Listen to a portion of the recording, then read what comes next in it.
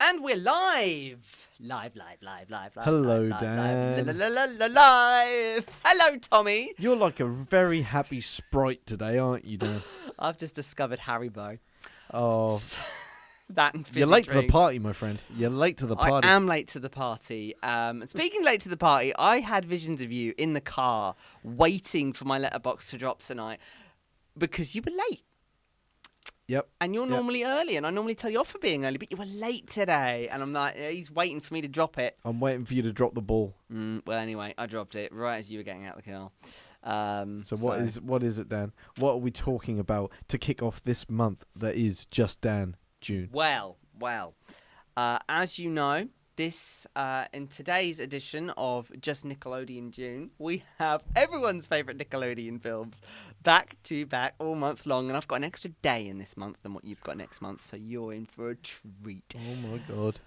No, not really. Instead, this one, now I've got to be very careful with the womanising things I was going to say to you because obviously I'm aware of the audience. But, this film was absolutely massive. It was probably one of the biggest films people were waiting for of this year. This year? No, the year that the film came out. Oh, okay. I was going to say. No, like, me, new. I don't do new. No. I don't do new. I'm old. We don't do new here. We don't do new here. New is bad. We Yeah. don't like new. New is bad. Oh, God, yeah. New is bad. But this film, I mean, it had magazine presses about it. It had campaigns.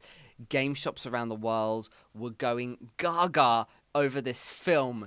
Are you ready to know what the film is, Tommy? What is it, Dan? I'm talking about 2003's Tomb Raider: The Cradle of Life, starring Angelina Jolie. Okay. Now, this one you kind of knew was on my radar. I did think so.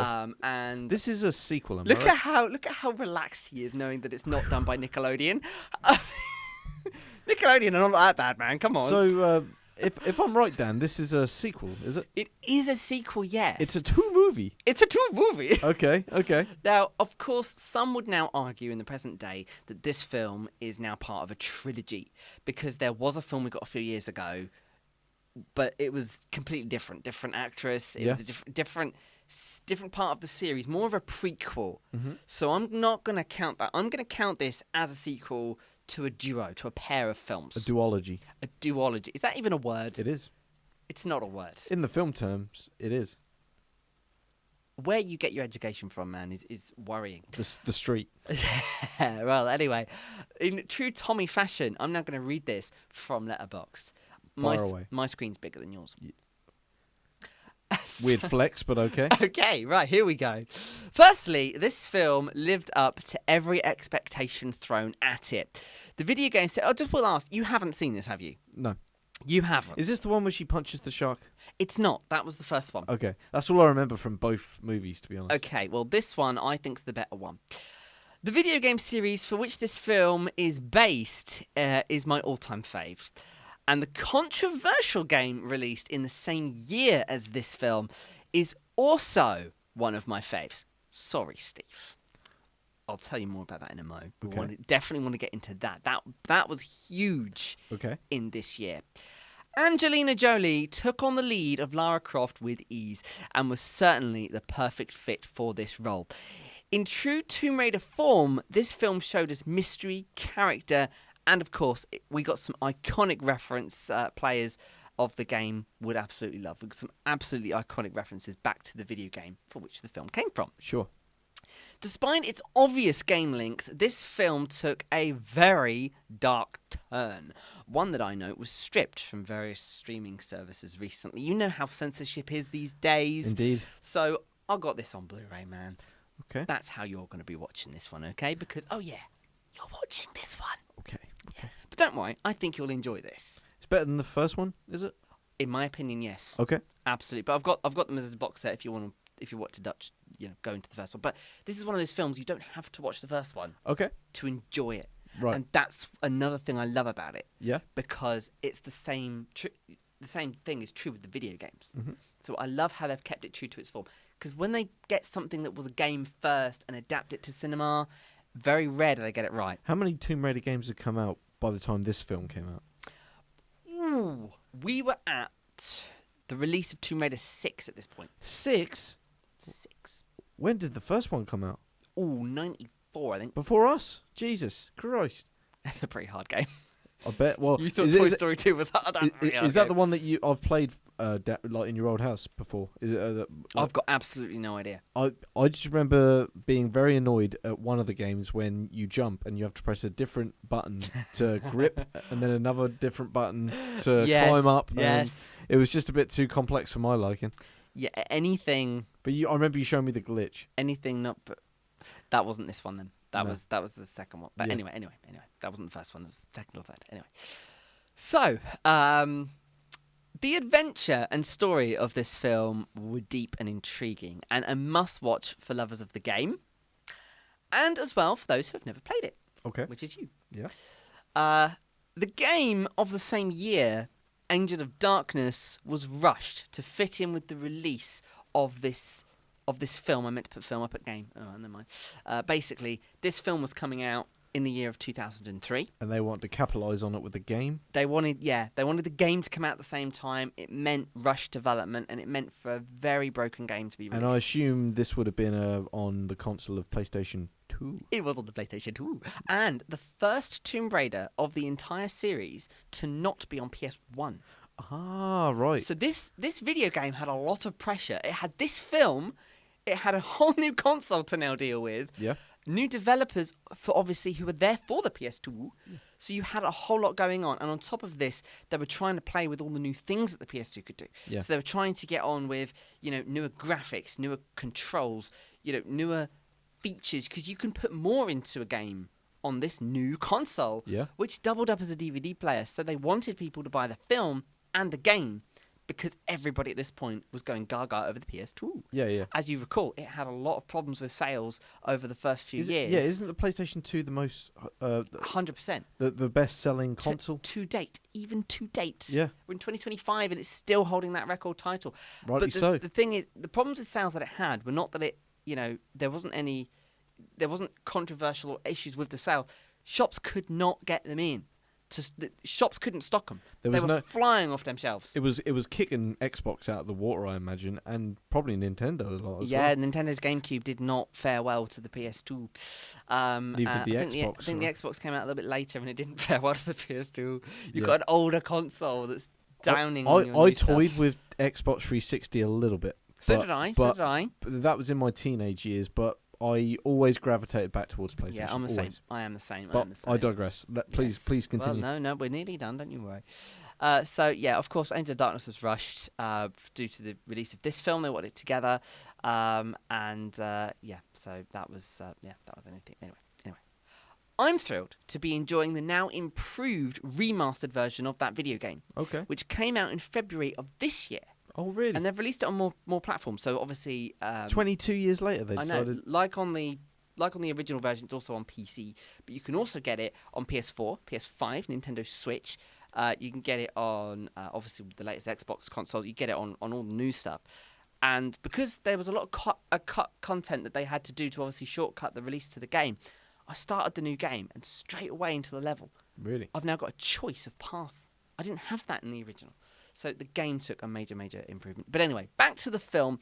I'm starting this month off with a very, very strong 4.5 stars out of 5. This film, to me... I mean, it's in your top 4, isn't it? It is. There's a lot of nostalgia for me in this film. Okay. There's a lot more I get to enjoy as a player of the game. Yeah. Which might be wasted on you as a viewer, I'll be honest. Mm-hmm. Yeah. But I still think, you love an action film, don't you?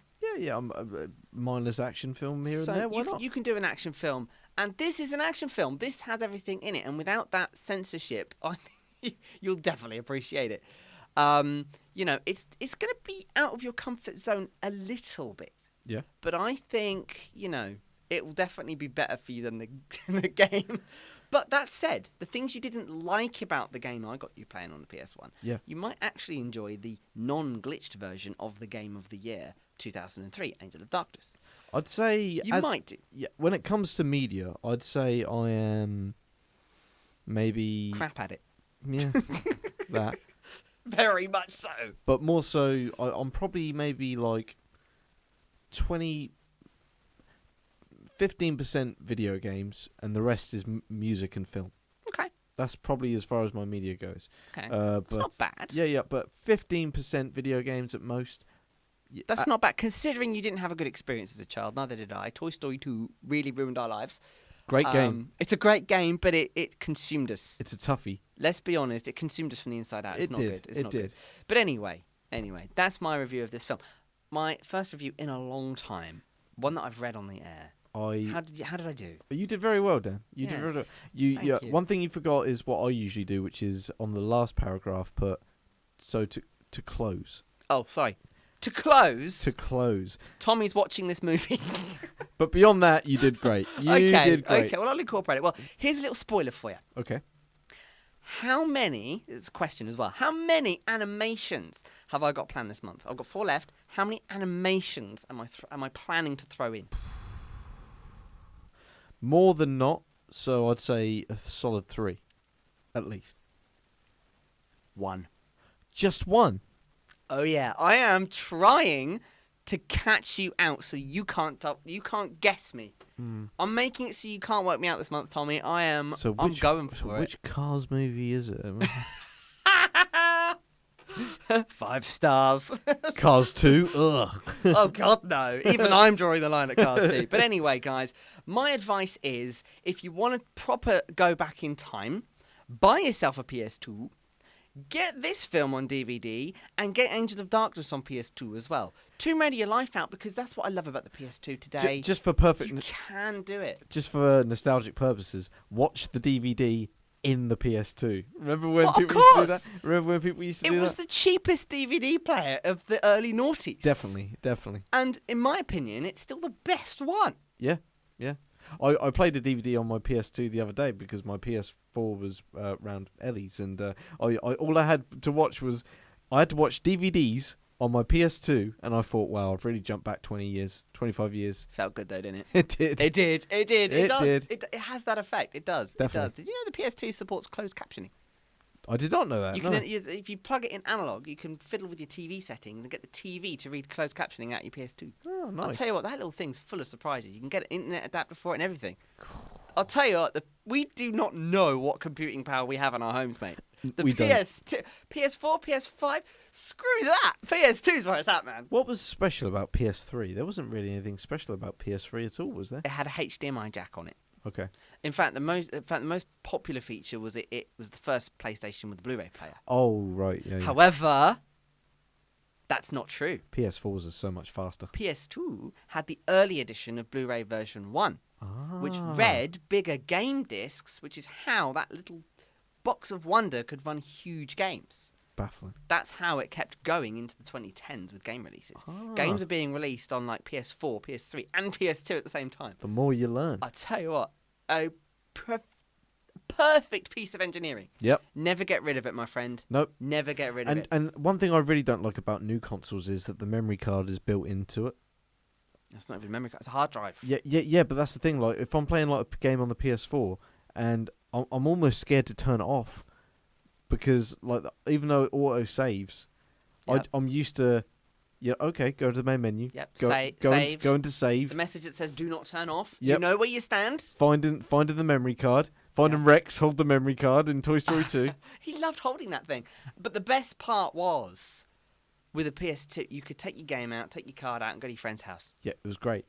We do that. Yeah. And I was so late in the game to find out that you could put PS1 memory cards into the PS2 and still save the game. I was so late to the party. My dad was reading the manual and he said, "Oh, you're gonna have to keep your PS1 because you can play the games, but you can't use your memory cards." Yeah. Because I actually think they did put that in the manual. Ah. They put you can't use PS1 memory cards, but they meant to put you can. What? It was a typo. I think it was a typo. Never mind. I'm not being funny. I never read it. I think the typo's there because so many people tell me the same thing. Well. Real legends know. It's fine.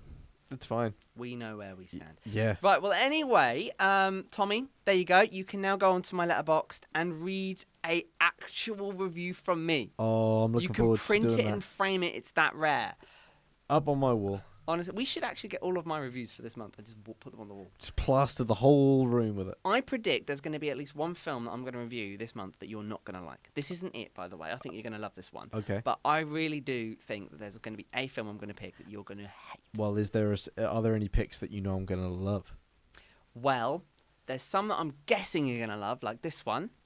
There is one that I've got planned this month that I know you're going to go gaga for. You're going to absolutely love it. Like one that I've seen? One that you've seen. Okay, cool. Okay, that's cool. Yeah. Because I Spoiler, it's an animation. Bring it on. Bring it on. So you look at how he lights up when he knows more information. Yeah. Look at that. We should do this at the end of this month. You're gonna want another month before the year is out to do this. I am. We'll start taking it in turns soon. I don't have enough movies going through me. Yeah. Unfortunately, Not otherwise yet. that's a great Not idea. Yet. Not yet. Well, okay.